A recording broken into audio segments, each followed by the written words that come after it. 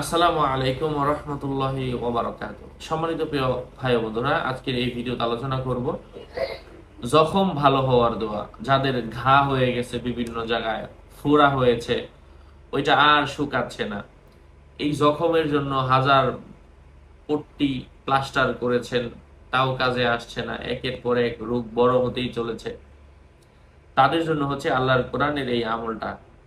টানা 3 দিন আপনাকে এই আমলটা করতে হবে। প্রত্যেক দিন ফজরের পরে 3 বার, সন্ধ্যার সময় 3 বার, এভাবে টানা 3 দিন করেন।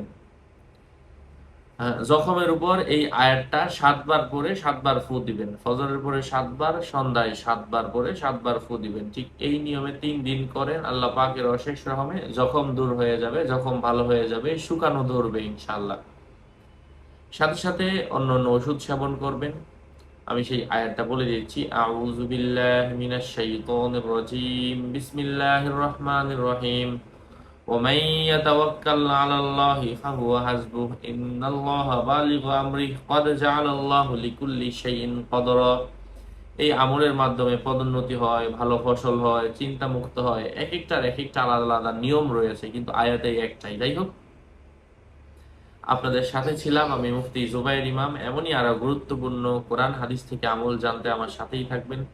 সকলের মঙ্গল, দীর্ঘায়ু, সুস্বাস্থ্য কামনা করে এখানেই শেষ করছি। দেখা হবে অন্য কোনো এপিসোডে।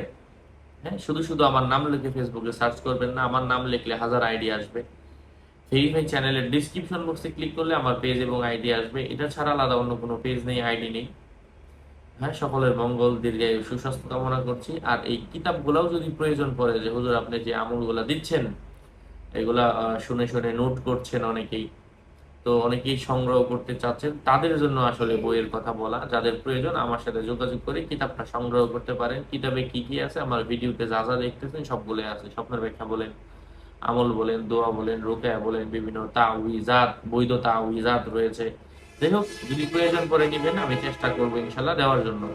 সকলের মঙ্গল, দীর্ঘায়ু, সুস্বাস্থ্য কামনা করে এখানেই শেষ করছি। আসসালামু আলাইকুম ওয়া রাহমাতুল্লাহি ওয়া বারাকাতুহু।